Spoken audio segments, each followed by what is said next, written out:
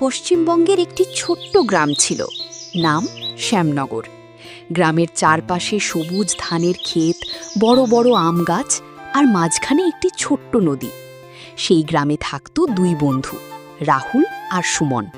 ছোটবেলা থেকেই তারা একসাথে খেলাধুলো করত, স্কুলে যেত আর নদীর ধারে বসে গল্প করত।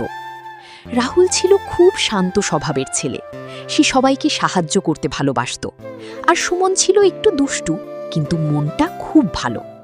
একদিন সকালে, সুমন, চল আজ নদীর ধারে যাই, শুনেছি ওখানে নতুন একটা নৌকা এসেছে। চল, তবে আগে তোর মায়ের হাতে লুচি খেয়ে যাই। দুজনেই হাসতে হাসতে রাহুলের বাড়িতে গেল। রাহুলের মা তাদের গরম গরম লুচি আর আলুর তরকারি খেতে দিলেন। তোরা বেশি দূরে যাস না বাবা, কাকিমা চিন্তা করবেন না, আমরা বিকেলের আগেই ফিরে আসব। খাওয়া শেষে তারা নদীর দিকে রওনা দিল।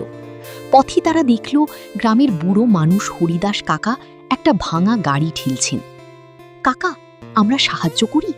আরে বাবা, তোরা থাকলে আমার আর কষ্ট কি। দুজন মিলে গাড়িটা গ্রামের দোকান পর্যন্ত পৌঁছে দিল। তোরা খুব ভালো ছেলে, মানুষের উপকার করলে ঈশ্বরও খুশি হন। এরপর তারা নদীর ধারে পৌঁছালো। নদীর জল চিকচিক করছিল। একটা নতুন কাঠের নৌকা সত্যিই বাঁধা ছিল।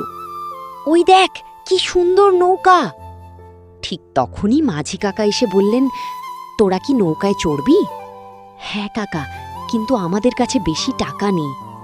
তোদের জন্য টাকা লাগবে না, তোরা তো গ্রামের ভালো ছেলে। দুজন আনন্দে নৌকায় উঠল। নৌকা ধীরে ধীরে নদীর মাঝখানে যেতে লাগল। চারপাশে ঠান্ডা বাতাস বইছিল।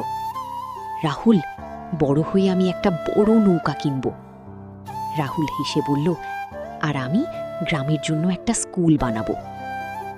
নৌকা ভ্রমণ শেষে তারা বাড়ির পথে ফিরছিল। হঠাৎ তারা একটা কান্নার শব্দ শুনতে পেল। কি কাঁদছে? তারা এগিয়ে দেখে একটা ছোট ছেলে গাছের নিচে বসে কাঁদছে। তুই কাঁদছিস কেন? আমি মেলায় এসে মায়ের থেকে হারিয়ে গেছি। ভয় পাস না, আমরা তোকে তোর মায়ের কাছে পৌঁছে দেব। তারা ছেলেটিকে নিয়ে গ্রামের মেলার দিকে গেল।